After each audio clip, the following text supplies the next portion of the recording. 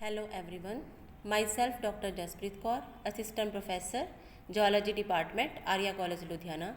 Today I am going to present a lecture on sense organs of Pila globosa. Pila globosa is also called apple snail. Its four sense organs include osphaeridium, eyes, statocysts and tentacles. First of all, osphaeridium. Osphaeridium is single, that is, it is not in paired form. Its shape is oval. It hangs from the roof of mental cavity near the left nuchal lobe. Left nuchal lobe के पास mental cavity है और mental cavity की छत से ये नीचे लटक रहा है. It has a one median axis and 28 thick, fleshy, roughly rectangular leaflets which are arranged in two rows.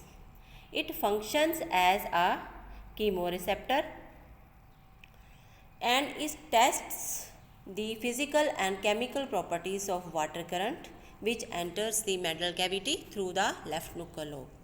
If water is not suitable for respiration, then left nuchal lobe closes and inhibits water entry.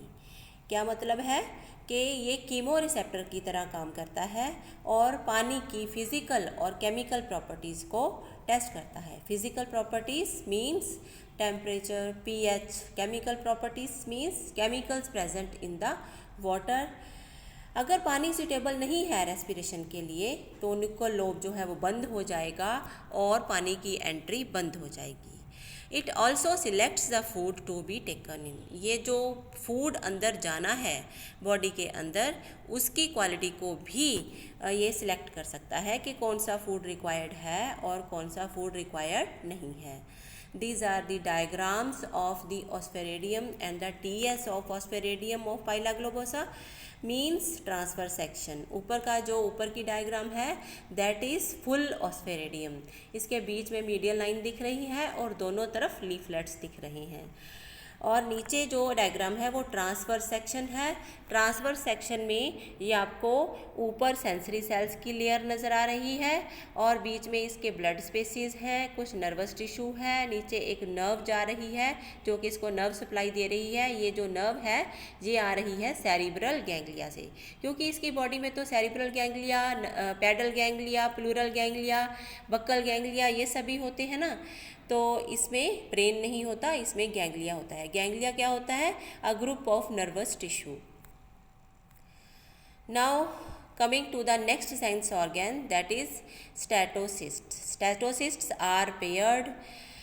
It lies in depression close to the pedal ganglion. जो statocyst है ये pedal ganglion के पास एक depression है उसमें located है और pedal ganglion के साथ अटैचमेंट इसकी कनेक्टिव टिश्यू के हेल्प से होती है. इसकी शेप पायरिफॉर्म है. इसका कलर क्रीम कलर होता है और इसकी जो आउटर कवरिंग वॉल है वो लेदरी होती है और कनेक्टिव टिश्यू की बनी होती है. जो आउटर वॉल है इसकी वो कनेक्टिव टिश्यू की बनी होती है और वो लेदरी होती है, काफ़ी थिक होती है. Its cavity is lined with a thick single layer of ciliated sensory epithelial cells. जो इसकी कैविटी है, अंदर से जो इसकी कैविटी है उसकी lining ciliated sensory epithelial cell से होती है. ऐसे सेल्स जिसमें सीलिया हों और इसमें सेंसेशन भी हो. इसकी कैविटी जो होती है स्टैटोसिस्ट की वो भरी होती है फ्लूइड से और उस कैविटी में बहुत सारे कैल्केरियस पार्टिकल्स होते हैं जिसको हम कहते हैं स्टैटोकोनिया. और स्टैटोसिस्ट को भी जो नर्व सप्लाई मिल रही है वो मिल रही है सेरिब्रल गैंग्लियन से. इसका फंक्शन क्या है? Its function is to maintain the balance. That is its function is to maintain balance. And जो स्टैटोकोनिया है इसमें स्टैटोकोनिया है वो इसकी पोजीशन को मेंटेन रखते हैं जो वाटर में और लैंड में. स्टैटोकोनिया जो हैं स्टैटोसिस्ट में कैल्केरियस पार्टिकल्स है ना, वो वाटर और लैंड दोनों में इसका बैलेंस मेंटेन करने का काम करते हैं. This is the diagram of the statocyst, ये देखो ऊपर कैप्सूल जो है पूरा कैप्सूल जो उसके बाहर कनेक्टिव टिश्यू है, और कैलकेरियस पार्टिकल्स को स्टेटोलिथ कहते हैं। और ये देखो नर्व सप्लाई जो सेरिब्रल गैंग्लियन से आ रही है। स्टेटोलिथ में क्या होगा? स्टेटोलिथ में स्टेटोकोनिया होंगे और इसमें फ्लूइड भरा होगा। Now coming to eyes. Eyes का एक पेयर होता है जो कि सेकंड पेयर ऑफ टेंटिकल्स के पीछे लोकेटेड होती हैं। इसमें 2 पेयर्स ऑफ टेंटिकल्स होते हैं, first pair of tentacles and the second pair of tentacles. First pair of tentacles थोड़े स्मॉल होते हैं और second pair of tentacles large होते हैं। सेकंड पेयर ऑफ टेंटिकल्स के पीछे आइस हैं। Every eye is located on an ommatophore. जो हर आई है वो उसके नीचे एक ओमेटोफोर मीन्स एक आई स्टॉक होता है। Eye is cup like invagination of epidermis. The invagination is termed as optic vesicle. Eye जो है वो एपिडर्मिस की इन्वेजिनेशन में सिचुएटेड है, मतलब कि एपिडर्मिस जो है वो अंदर को धंस जाती है, उसी में ये आई जो है वो डेवलप हो जाती है। उस इन्वेजिनेशन को हम ऑप्टिक वेसिकल कहते हैं। Outer epithelium of omatophore continues over eye and becomes transparent and is called outer cornea। जो आउटर एपिथेलियम है ओमेटोफोर का, मतलब जो आई स्टॉक का जो एपिथेलियम है वो आई के ऊपर कंटिन्यू हो जाता है, उसके आगे एक्सटेंड हो जाता है और ट्रांसपेरेंट हो जाता है, and this is termed as the outer cornea.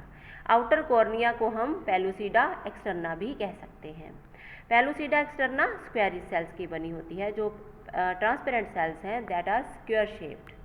A thick layer of connective tissue is present below these squarish cells. जो स्क्वेरिश सेल्स हैं इनके नीचे एक थिक लेयर होती है कनेक्टिव टिश्यू की। Outer cornea lacks pigment cells. Outer cornea क्योंकि transparent होती है नेचुरली, उसमें पिगमेंट सेल्स नहीं होंगे। This is the eye. ऊपर देखो ये आउटर कॉर्निया नज़र आ रहा है, आउटर कॉर्निया के नीचे कनेक्टिव टिश्यू है और कनेक्टिव टिश्यू के नीचे इनर कॉर्निया है। इनर कॉर्निया के अंदर लेंस है, लेंस के आसपास रेटिना है। ट्रायंगुलर से सेल्स नज़र आ रहे हैं वो रेटिना के सेल्स हैं, और ये सारी आई सिचुएटेड है in the optic vesicle. Optic nerve जो है वो इसको नर्व सप्लाई दे रही है।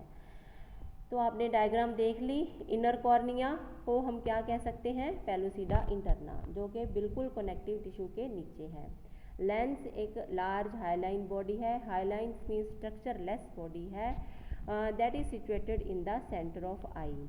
रेटिना 2 तरह के सेल्स की बनी होती है और जो दोनों तरह के सेल्स हैं वो लार्ज होते हैं। First type of the cells are the visual cells and the second type of cells are packing sales.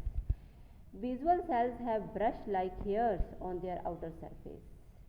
और ये जो पैकिंग सेल्स हैं इनकी पोजीशन 2 विजुअल सेल्स के बीच में होगी। तो इनका अलग अलग क्या फंक्शन है? It is not non.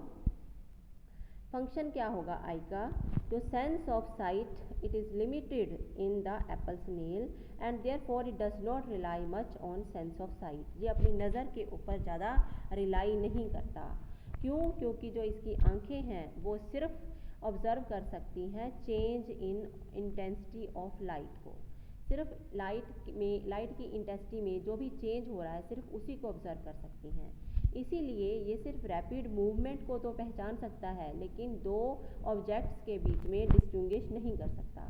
अगर कोई प्रीडेटर इसकी तरफ आ रहा है, क्योंकि वो रैपिड मूवमेंट करेगा, जो भी प्रीडेटर इसकी तरफ आएगा उसको तो वो ये रिकॉग्नाइज कर लेगा, लेकिन कौन सा प्रीडेटर है? अगर 2 प्रीडेटर आ रहे हैं तो कौन कौन सा प्रीडेटर है, उन दोनों को ये डिस्टिंग्विश नहीं कर पाएगा।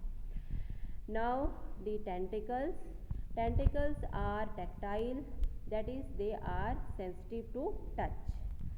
दे are also chemosensory in nature. Tentacle जो है वो केमिकल्स के लिए भी सेंसिटिव होते हैं और टच के लिए भी सेंसिटिव होते हैं। मैंने पहले भी बताया आपको कि इसमें 2 पेयर ऑफ टेंटिकल्स होते हैं, first pair of tentacles and second pair of tentacles, जो कि इसके हेड के ऊपर सिचुएटेड होते हैं। जो सेकंड पेयर ऑफ टेंटिकल्स हैं दैट आर ऑल्फैक्टरी।